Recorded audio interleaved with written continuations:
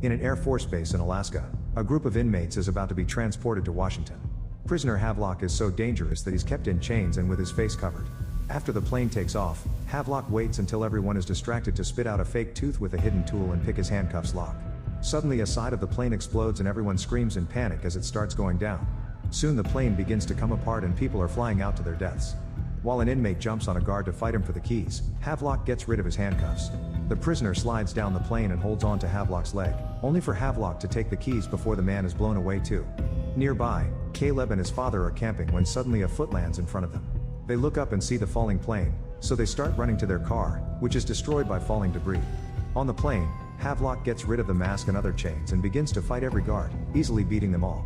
The pilots concentrate on maneuvering the plane and manage to land it safely on the snow. As the plane catches on fire, the prisoners start running. In Fairbanks, the police station receives a call about some smoke up north. Since they can't get visuals, Marshal Frank's team takes the chopper to the area to investigate. They land as soon as they see the crashed plane and find a few bodies in the snow. Frank approaches a guard who turns out to be alive and whispers ambush. Suddenly the prisoners come out of hiding, so the team picks up the surviving guard and starts running. Unfortunately, a fight ensues and the officers have to defend themselves against the inmates. They pull out their guns and end up shooting a few men, but a cop is still stabbed several times. Frank keeps shooting inmates as the team drags the injured officer back to the helicopter. When Frank has to pause to reload, a prisoner takes the chance to tackle him. Frank almost gets killed, but at that moment plane guard Levi picks up the gun and shoots randomly. Although his eyes are damaged, he still brings the attacker down before two prisoners tackle him too. Frank immediately helps Levi and they rush to get in the helicopter, shooting and kicking any prisoners who try to come with them. In Virginia, Sydney is attending her niece's birthday party. The afternoon is interrupted when a bunch of CIA agents surround the house to pick Sydney up. They then take her to headquarters, where they inform her about the plane crash. Sydney is Havelock's former handler, so her mission is to capture him again. Back to Frank, he gathers more cops to inform them that dozens of dangerous criminals are on the loose, so he wants to lock down the valley. Then he checks on Levi and asks him what happened. Levi claims that Havelock got loose and sabotaged the plane, explaining that he was high priority and off book. Apparently the plane made an unscheduled stop to pick Havelock up and nobody asked any questions. At the local school, cops inform the staff and the students that they're placing a soft lockdown. However, Frank's son Luke is sneaking out with his girlfriend Kira, so they don't hear the announcement. Frank's wife Sarah keeps calling Luke but he ignores it. When the FBI arrives, they work with the cops to set up a base of operations near the forest to hunt down the 18 missing inmates. Sydney also arrives and privately explains to Frank that the plane was rerouted as part of a covert operation. Frank has a lot of questions since he thinks it's suspicious that the plane was this far north, but Sydney refuses to answer. However, when Frank brings up Havelock, she has no choice but to talk. Years ago, there were rumors of a mole in the CIA who was selling secrets to destroy the American government. The Department of Justice launched a task force to find him, but the mole was just a boogeyman created by the CIA as part of a covert operation called the Atwater Protocol. The agency created a handful of defectors who leaked intel to draw out enemies so they could be terminated. Sydney trained these men, including Havelock. He spent the last 2 years using intel to lure out and kill targets, but he disappeared last month. 2 days ago, Havelock was captured near the Sino-Russian border and the CIA was bringing him home when the plane crashed. Frank concludes that Havelock must have had a friend on the plane who set up the explosives. The conversation is interrupted by a call from a doctor. Frank rushes to the hospital and is devastated to learn that his stabbed co-worker died on the operating table. In the forest, Havelock finds a weather cabin, so he sneaks inside and steals a gun to surprise the owner. He ties the man up before stealing clothes and supplies. Meanwhile, Luke's car gets stuck in the snow, so he and Kira walk all the way to the cabin that Frank bought. They notice their phones don't have service, but they're happy to finally have their first time together. At the base, the team detects an SOS signal from the weather cabin and immediately sends some agents. The man's dogs hear vehicles and start barking, making Havelock realize that someone is coming. He then notices the radio and realizes that the weatherman asks for help, so he punches him. When the team enters the cabin, they find blood-stained bandages and the tied-up weatherman. Suddenly Havelock surprises half of the team from behind and quickly shoots down a few agents before fighting them to steal a weapon. By the time the other half of the team comes to check on their friends, they're dead and Havelock is gone. Frank runs outside and finds Havelock pointing a gun at the weatherman. While Frank tries to negotiate, Sydney releases one of the dogs. The animal immediately attacks Havelock and the weatherman doesn't call him back until he's done enough damage. Then Sydney looks at the body and is shocked to notice that this actually isn't Havelock. Later at the base, Sydney looks at the bodies and notices a man wearing a prisoner outfit, but he's actually an officer. It turns out Levi is the real Havelock and he changed clothes with a guard to disguise himself. He also faked his eye injury by using blood from other bodies. At the hospital, Sarah is called by Frank to warn her about Havelock, who overhears this and corners her. When the police finally arrive, Havelock and Sarah are gone. On his way back, Frank gets a call informing him that the school has lost Luke. Outside town, Havelock finds the cell tower and sets up a small bomb that cuts internet and cell service to the area. At the base, Sydney explains to Frank that she's desperate to find Havelock because the CIA will execute him and she'll likely be killed too because they think she helped him. If she finds him first, she can take him to the FBI to clear the story. Afterward, Frank gets ready for a press conference, only to discover there's no broadcast service. At that moment, Havelock's voice appears on the speakers, saying he doesn't trust the CIA or Sydney, but he does trust Frank. Havelock claims he'll change the world and Frank must cooperate if he doesn't want to lose Sarah. Then Frank talks to the reporters, asking them to spread the word in print to warn the public. On the road outside town, inmate Henry stops in front of a car and offers a bunch of money he's hidden inside his prosthetic arm, begging the driver to take him to the police. In the meantime, Sydney argues with Deputy Director Bradford on the phone and learns that Havelock hacked the agency's database, so he's acquired a classified file known as Archive 6. It's the CIA's inventory of every enemy they've terminated with lethal action under the Atwater Protocol, which would mean the downfall of the agency if it went public. Frank comes to yell at Sydney for not giving him answers, but he's interrupted by news of a neighbor seeing Sarah and Havelock at his house. The team rushes there and finds an abandoned camera in the basement, but no tape. They theorize that Havelock came here to hack into the Marshal's database. He's also stolen Frank's gear and weapons. On the ground, Frank finds Sarah's wedding ring. Later, Sydney reveals she has Havelock's tape and plays it for Frank. Sarah appears on the screen saying that Havelock wants the inmate from seat 12A. If he's handed over, Sarah will be released.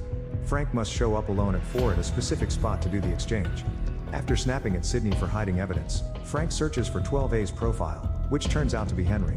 He used to be a lawyer for criminals, but when he stole money from them, the mafia hunted him down and burned him until he lost his arms. A flashback shows Sydney attending a talk by Havelock about trust in the system. After the event, Sydney approached him and pretended to be part of a technological company. However, Havelock didn't believe her and guessed she was there to recruit him. He swore he had no interest in working for law enforcement and walked away.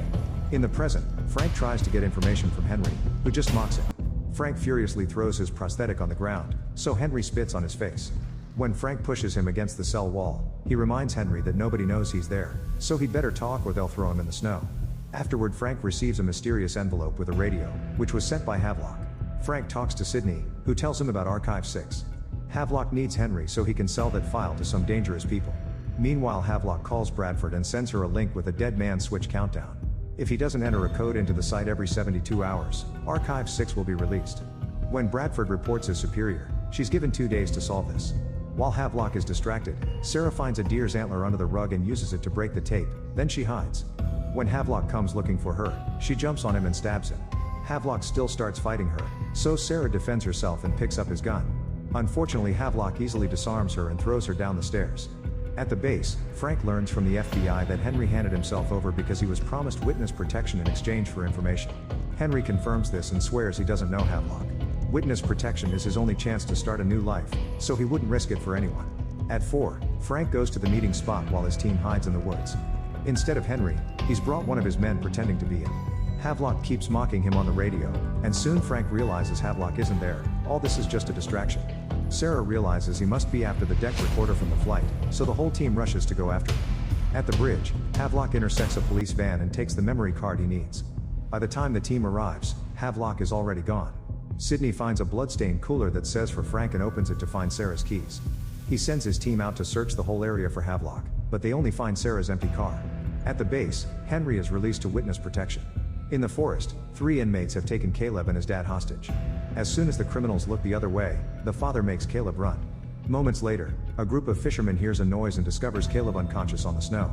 In the cabin, the teens find a shovel and return to the car, hoping to make it move.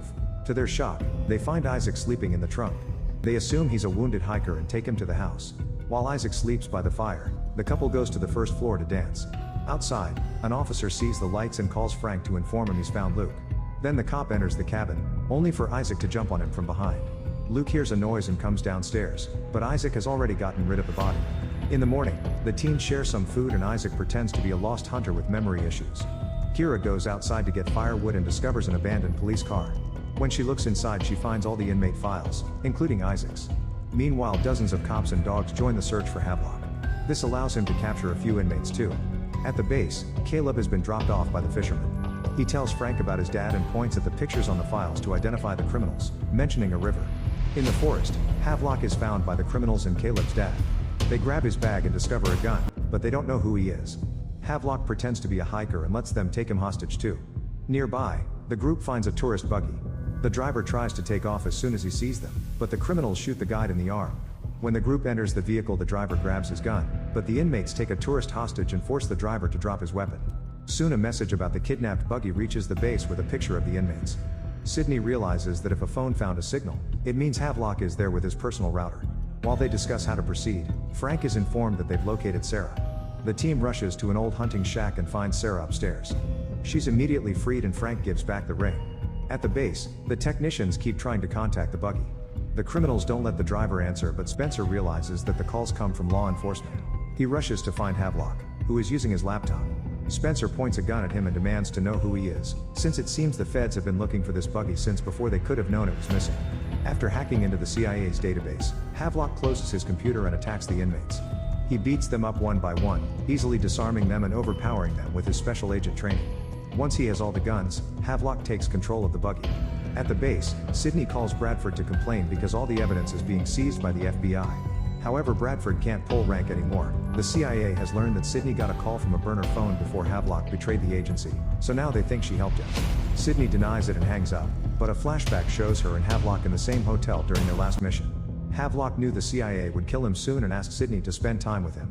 Sydney's reminiscence is interrupted by Sarah, who tells her that Havelock printed some documents filled with numbers.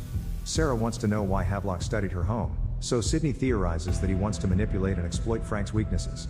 At that moment, Havelock calls the base using the radio in the buggy, which allows the team to track the signal. Havelock announces he wants Sydney's Xenogate passcode, but Sydney refuses. She explains that Xenogate is a database with all the identities and locations of every asset she's developed in the field. Then Havelock shoots one of the inmates in the leg and threatens to start killing hostages, so Sydney has no choice but to give him the passcode. In the cabin, Kira secretly shows Luke the criminal files. The teens then try to leave, but Isaac has the car keys and the cop's gun. He forces Luke to call the base and tell his parents that he's safe with the officer, so they'll reunite soon. After Luke hangs up, Isaac destroys the radio. Afterward, Frank talks to Sydney, who informs him she doesn't have CIA support anymore. She also explains that the program that created Havelock was started by her father after 9/11. In return, Frank shares that his daughter died years ago and he blames himself for it. In the buggy, Frank sends a message to a mysterious contact saying there's trouble. At that moment, a police helicopter lands in front of the vehicle. Frank comes out and points out that the buggy will run out of fuel and food soon, so Havelock agrees to let him in to talk. When Frank asks for Caleb's father, Havelock lets him go. Then he mentions Frank's secret in the basement and says he's protected Frank, so now he owes him a favor. While the guys talk, Sydney connects a chain to the buggy.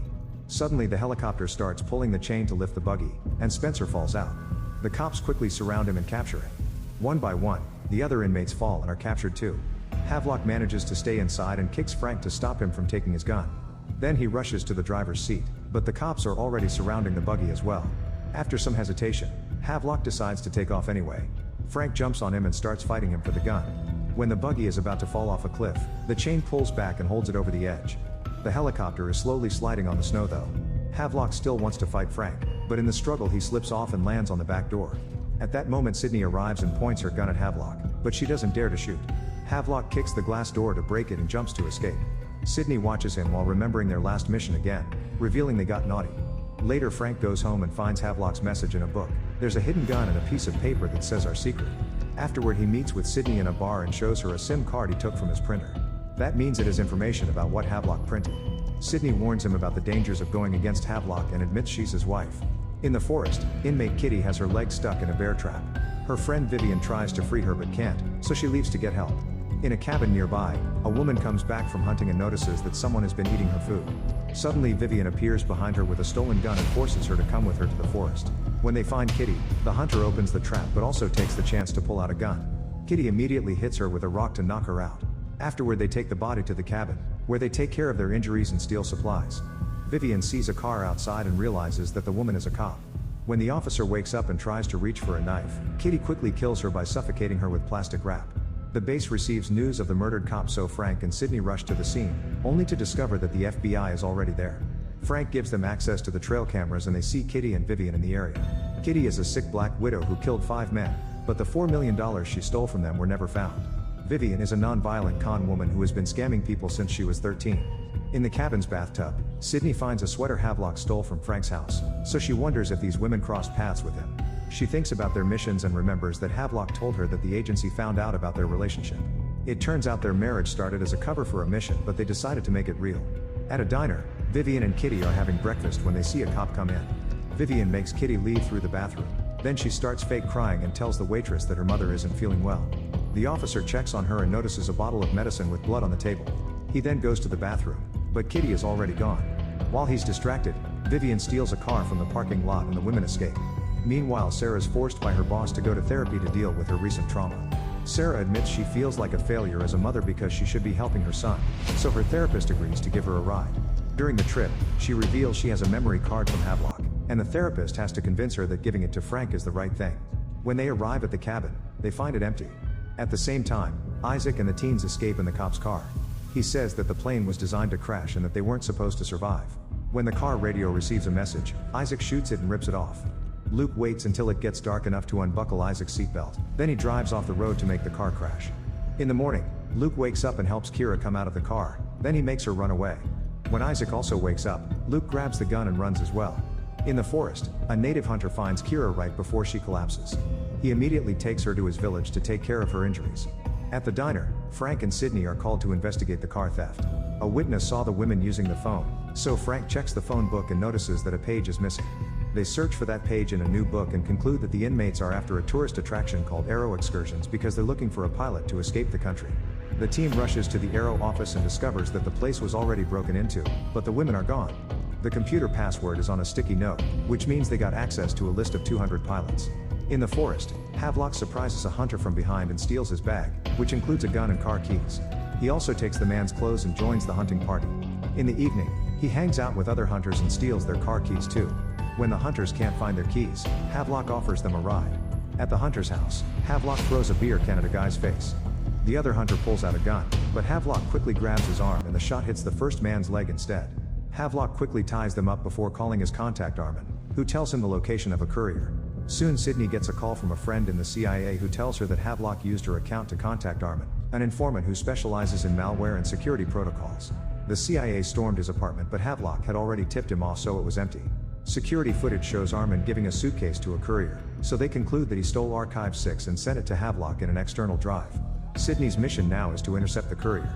In town, Kitty and Vivian break into a pilot's home and tie him up.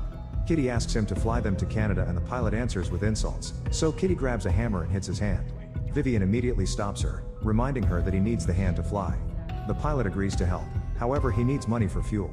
Kitty gets his bank information and uses his computer to transfer the money, revealing that she hides the chip of her card on her glasses. When the women come close enough to his chair, the pilot pushes them and falls, which breaks the chair and frees his hands. He grabs the hammer and starts hitting Kitty's leg, but he must stop when she points a gun at him. Moments later the police burst in, however they only find Vivian. At the base, Vivian tells Frank and Sydney that she didn't see Havelock, she only found the sweater by the creek. Kitty took a bunch of supplies and left with the pilot, abandoning Vivian. She only agrees to talk after they promise a deal. When Kitty and the pilot finally get to his plane, they get ready to leave but find themselves surrounded by the police. Kitty tries to run away, only to collapse because she's very sick. She begs the cops to let her meet her end in the wild, but Frank arrests her anyway. Kitty then grabs some scissors from the cop's first aid kit and tries to attack, however Sydney shoots her down. At the base, Frank stops Vivian from leaving. She was the one who tipped off the cops about her location and has been manipulating Kitty since the beginning to steal her chip. Now the money is in Vivian's account. Frank only agrees to let her go if she tells them about Havelock, so Vivian admits she did get the sweater from him and that he said he was going to Fairbanks because he has unfinished business with an old friend. The police investigate all the people who arrived in Fairbanks recently and find a Russian guy named Vincent, whose paperwork is fake. At that moment Havelock calls Frank to taunt him while he searches Vincent's room. Frank manages to stall him long enough for the team to trace the call. Afterward the base gets 2 more calls, one from the natives telling them they found Kira, and Sarah informing them about the body in the cabin. Frank immediately goes to see Kira and shows her all the files until she points at Isaac.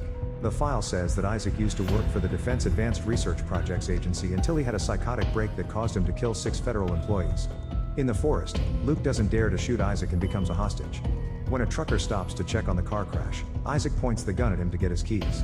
Then Isaac destroys the truck's radio and makes Luke drive off. Moments later Sarah and Frank show up and the driver tells them what road the truck took. At a substation in the mountains, Isaac destroys a bunch of cables in the power box. Then he makes Luke help him move a mysterious device that they take away in the truck. When Frank and Sarah arrive, the power box suddenly explodes. Thankfully they manage to hide just in time. This substation feeds electricity to a military research laboratory, so Frank concludes that it's Isaac's target. On the way to the lab, Sarah finally gives Frank the memory card from Havelock, explaining it has a recording of the plane crash. Frank gets furious because she hid evidence from him, so Sarah explains she's been trying to protect him since he's been letting Havelock manipulate him. Frank ignores her when he notices salt on the road, which means Luke has been leaving a trail for them. Meanwhile, Sydney and the team follow Havelock's call to a hotel, but he's already gone.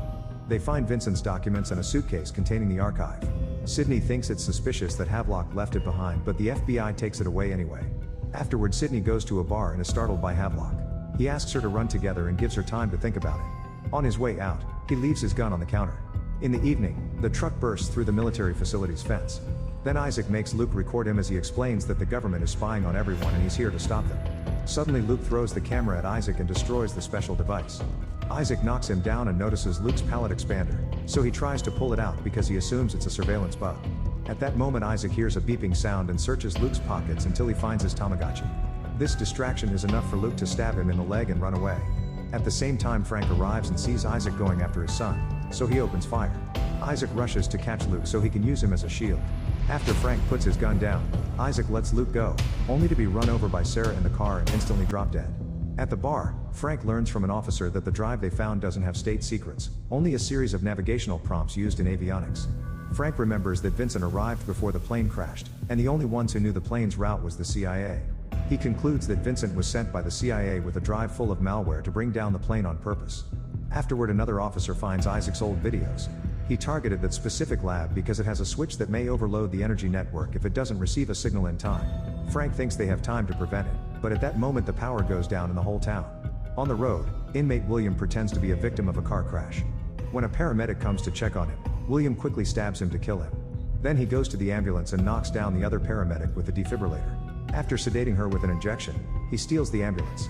Now he can find a sick man hiding in the forest and give him some medicine to keep him alive. Moments later, William shows up at the hospital pretending to be a paramedic. Sarah sees him and doesn't recognize him as part of the staff, so she calls Frank to tell him she may have one of the inmates. Frank and Sydney immediately head to the hospital and look at the files to find William. He's a real doctor who poisoned 36 of his patients, and the plane was taking him to his execution. In the hospital elevator, William threatens a doctor with a scalpel and asks her to call the air ambulance. When they come out, Sarah intercepts them in the corridor. William discreetly pulls out some scissors, but Sarah sees him and pushes him, allowing the other doctor to run. Then William tries to threaten the paramedic, but Frank appears behind him and hits him to capture him. At the base, William tells the cops that the plane pilot is still alive and he hid him in the forest. He'll tell them where he is if his bank manager brings him his deposit box. They have to move fast or the pilot will die alone. The team immediately goes to the forest with the dogs but only manages to find the other paramedic's body. Then Sydney talks to Frank in private to explain that the plane was brought down by the CIA on purpose. She knows this because years ago she used the same tactic to kill a high-profile Chinese diplomat. If the FBI finds the malware in the drive, they'll blame her for everything, so she needs to catch Havelock to clear her name. The bank manager has the box, but her plane can't come to town because there's still no power and therefore no landing lights. The team isn't sure if they should use extra resources to look for what may be a lie, so Frank calls Havelock, who confirms he saw the pilot alive. While Frank sends the search team out again, Havelock contacts another criminal to arrange a meeting. Moments later, the team finishes analyzing Frank's call with Havelock. Bells can be heard in the background, which means Havelock is near the clock tower. There's an abandoned theater there that would make the perfect hiding spot. At the theater, Vincent arrives first and steps on some broken light bulbs, which alert Havelock to an intruder. Soon the cops also show up and search the building until they find Vincent chasing Havelock, but they disappear into a hatch in the floor. Havelock wants to interrogate Vincent about the plane, however he hears the cops coming so he has to run away. The team ends up arresting Vincent. Afterward, Frank sends a message to the local radio station to ask all the citizens for help. Soon several cars are standing in line at a farm to create a well-illuminated runway so the plane with the bank manager can finally land. When William sees the box, he tells the cops where to find the pilot, who is finally rescued. William opens the box and finds pictures of all his victims. The bank manager is the mother of a boy William killed, so he hands her the picture and says he saved him from cancer. The furious woman pulls out a gun and shoots William to kill him. Meanwhile, Havelock thinks about Sydney. One day they argued because the agency asked him to kill one of their informants, but he helped her escape instead. Sydney was angry because now the woman's family was in danger, and Havelock thought she defended the corrupt system too much. He snapped out of his thoughts by his radio. It turns out he hid a microphone in Vincent and now he can spy on his interrogation. An officer has researched Vincent and couldn't find anything about him except for a single accidental picture in the newspaper. When the pilot wakes up, He explains that he lost control of the plane because the system had been corrupted. They would have crashed badly if Havelock hadn't forced the plane into manual reversion for a smoother landing. Afterward, Frank receives a call from the FBI informing him they've found the malware in the drive. Sydney has a breakdown because between this and the pilot's testimony, they have enough to blame her for everything. When Frank goes home, he finds Luke searching the basement. Thankfully, he finds nothing because the gun is in the book. A flashback reveals that 4 years ago, Frank was out with his kids when a criminal in a car opened fire at them. Frank was only injured, but his daughter died in his arms. In the present, the cops catch another inmate, who starts fighting everyone in the base. Frank tries to stop him, but the criminal easily overpowers him and brings him down. When the inmate is about to kill Frank, the power comes back. The man is standing on water near broken cables, so he's immediately electrocuted to death. Now there are only 2 inmates left to catch. Meanwhile, Bradford is told that the police have Vincent, so she needs to do something before they make him talk. Then her IT agent informs her that she's managed to hack into Havelock's kill switch, so he can't access it anymore. When Havelock discovers this, he destroys his room in fury. At the base, the scanners are working again and soon a strange signal is detected. Sydney rushes to check Vincent and finds the hidden bug, but she thinks it belongs to the CIA. When Frank goes home, Sarah and Luke confront him because they've found the gun in the book. Frank explains that years ago he was chasing a fugitive called Patty. He was known for several crimes, but the police only had evidence for one particular murder thanks to this gun. Unfortunately, the gun had another person's fingerprints, so Patty was innocent of this one thing. Frank didn't want to let him loose because he knew Patty would still kill, so he hid the gun and Patty was convicted. Frank and his daughter were shot by Patty's gang in revenge. Luke yells at Frank in fury, blaming him for his sister's death. Later at the base, the team confirms that the bug actually belongs to Havelock, who is hiding in a fire tower in the forest. The team decides to head there on horses so Havelock won't hear them coming. In the woods, the cops find one of the missing inmates and a chase ensues. The criminal wastes his last few bullets and tries to run, but Frank easily catches up to him and knocks him down to arrest him. In town, Jamal comes home after a day at work in the National Security Agency. Suddenly Havelock jumps on him and asks for help to get his data back. By the time the team reaches the tower, Havelock is already gone. But since he left in a hurry, they found his computer and Jamal's profile. Sydney and Frank immediately go to town, but the FBI has reached Jamal first. Frank ends up arguing with an agent and gets in a fight that gets him kicked out. In private, a friend of Frank informs him that the feds found a picture of a ship. Sydney recognizes it as a vessel from the government's intelligence gathering program. At sea, Havelock uses a boat to reach that ship and sneaks around to bring down the staff. In just a few minutes, he knocks half of them out and locks up the rest. Then he enters the control room, where he uses the powerful computer to download the archive onto a disk. Meanwhile, Sydney and Frank are flying to the ship. However, they receive a message informing them that Havelock has already left. On the harbor, Havelock steals a car to escape. Soon Frank and Sydney begin following him on the plane, flying too close to his car to try to force him to stop. This causes the vehicle to overturn and roll down the road. The car catches on fire, so Sydney runs to pull Havelock out before it explodes. At the base, Frank learns that the last inmate escaped to Tulsa, so he's Oklahoma's problem now. After Sydney leaves with Havelock and the FBI, Frank goes home and finds a letter from his family telling him they'll be staying with an aunt for a few days. While looking at a picture of his daughter, Frank realizes that the only photo of Vincent also had a little girl. He goes online to look at old pictures of Sydney and discovers that the little girl was her. Her father is also in the photo because he trained Vincent. It turns out Sydney has been lying all along and she downed the plane with Vincent's help. In a van on the road, Havelock tells Sydney that he knows the truth. A flashback reveals that while Frank wasn't around, Sydney talked to Vincent about their plan, which was overheard by Havelock through the bug. Havelock calls Sydney a murderer and says that killing him won't get her what she wants.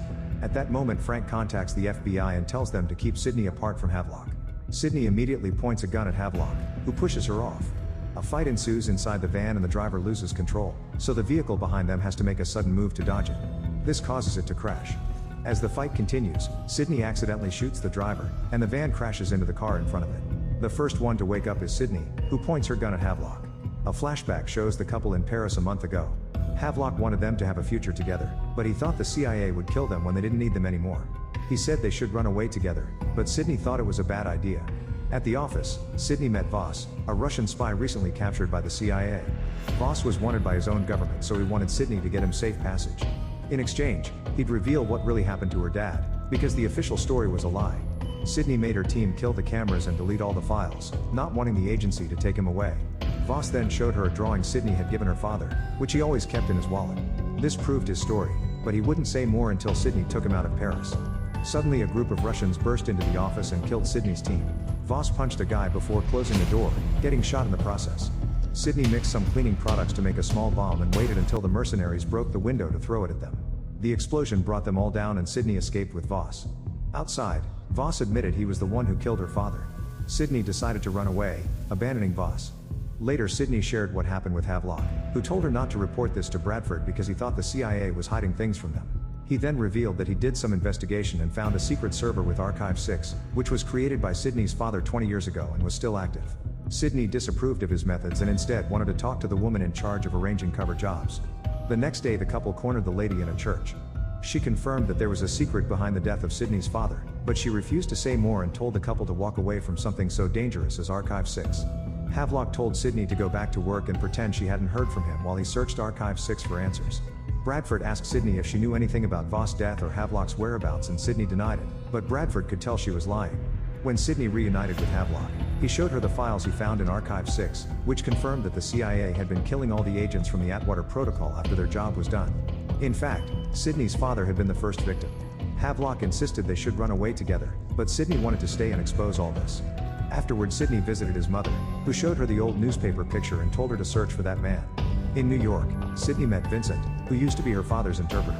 He explained that her father designed the Atwater Protocol as a last resort program, but Bradford started to abuse it to get rid of all the enemies and even profit from it. When Sydney's father began to gather evidence of Bradford's plans, the agency killed him.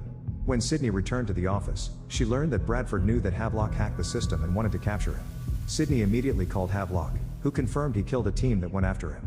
He told her that their only option was to run away and asked her to meet her at a hotel. After being interrogated for hours, Sydney called Havelock and told him she chose to stay because she wanted to finish her father's job. At that moment the CIA burst into the hotel and captured Havelock, so Sydney heard them beating him up. Afterward Sydney met with Vincent to make a plan. She knew that Havelock would be executed, so she had to kill him before the CIA to activate the kill switch and release Archive-6. Since Sydney was still under Bradford's suspicious watch, she sent Vincent to get the malware from Armin and use it on the plane. In the present, Sydney finishes sharing her plan with Havelock, who informs her that Bradford's team has already deactivated the switch. Sydney calls Bradford to confirm this and Bradford assures her that the CIA is going after her too. Then Havelock reveals he made a copy of the archive in the ship, which he pulls out of his stomach. Sydney immediately takes the disc for herself. When Frank arrives at the crash scene, he only finds Havelock and the agents' bodies. After he handcuffs Havelock, Frank gets a call from Sydney, who is currently running through the forest. She apologizes for the mess and asks him to leave because getting involved will put him in danger. Frank doesn't care and swears to find her anyway, so Sydney throws away her phone. Soon Bradford arrives in Alaska and sends out a team of agents to kill Sydney and Havelock. At the base, Frank demands an explanation, so Havelock tells him everything. He also warns him that Bradford won't arrest Sydney, she'll kill her on sight. Afterward Frank sends his team to find Sydney, and soon the entire town is covered with posters of her face. Later Bradford shows up at the base and wants to take Havelock and Vincent away. However, Frank reminds her that the CIA has no legal jurisdiction in America, so he won't cooperate unless she brings a court order. At the local pharmacy, Sydney gets some sunglasses and hair dye. Another customer sees her and immediately calls the police. Frank's team rushes to the store and talks to the cashier, but Bradford goes to the back door and learns from another employee that Sydney left with her coworker. Bradford's men immediately capture the guy and take him away to interrogate him. After the employee tells them that he gave Sydney directions to the train station, Bradford abandons him on the road. At the base, a cop enters the cell to beat Havelock up, blaming him for the dead officers. Suddenly Havelock pulls out a grenade he's created using grease and an apple. The officer believes it's real and doesn't fight back when Havelock takes his gun and uniform. Then Havelock visits Vincent, giving him the handcuffs, key and a gun while asking him to help him save Sydney. When Vincent is taken out of his cell, he drops the handcuffs and takes a cop hostage with the gun.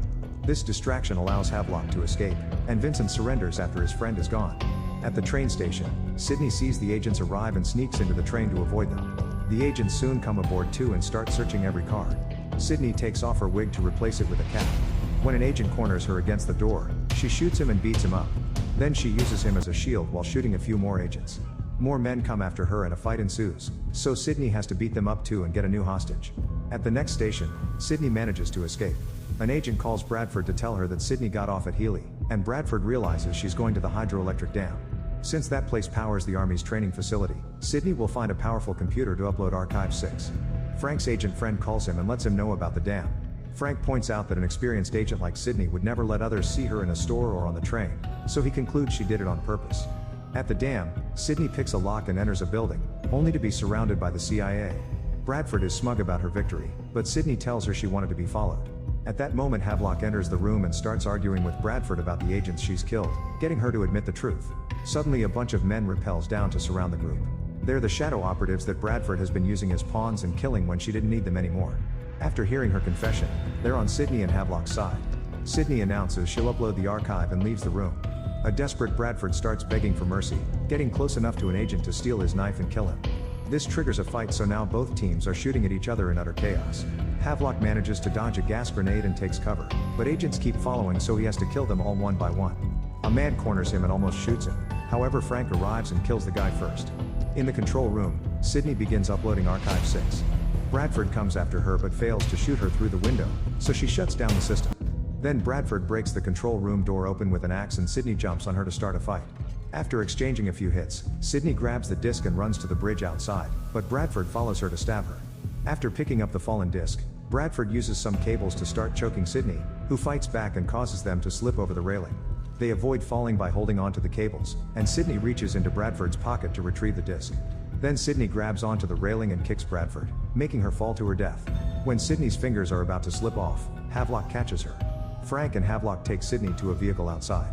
Before they take her away to the nearest clinic, she asks Havelock to finish the job. Havelock rushes back inside and Frank immediately follows him, triggering another chase. After a few twists and turns, Frank corners Havelock at gunpoint and says the end doesn't justify the means. Havelock reminds him that bringing down Bradford has saved many lives, which is the same thing Frank did with Patty years ago. Frank hesitates, and Havelock takes the chance to escape. Afterward, Frank goes to the clinic and learns that Sydney is in a bad state. She needs a blood transfusion, which this small clinic can't provide. Frank decides to take her to the hospital, even if there's a chance she won't survive the trip. The locals lend him a sleigh and soon a group of dogs is dragging them down the road. Moments later they meet with a hunter near the forest. However, the man refuses to help Sydney because she caused so many deaths. Frank opens the car and finds lots of empty beer bottles, so he could arrest the hunter for drinking and driving. To avoid this, the hunter lets him have the car.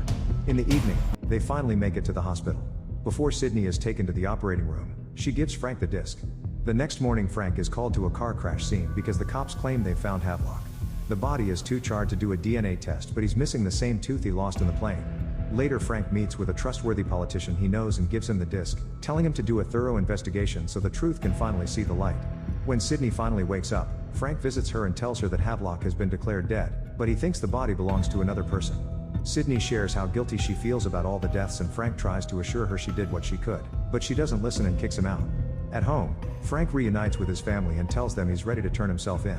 However, Sarah and Luke convince him they just need to start over as a family, so Frank throws the gun into the river. Sometime later, Frank gets a call from Havelock.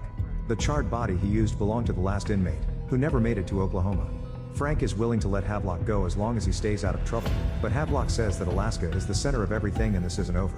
When Sydney is escorted out of the hospital in handcuffs, she's smiling because she can see Havelock and his friends nearby, ready to rescue her. Make sure to subscribe and turn on notifications so you can watch more videos like this. Thanks for watching.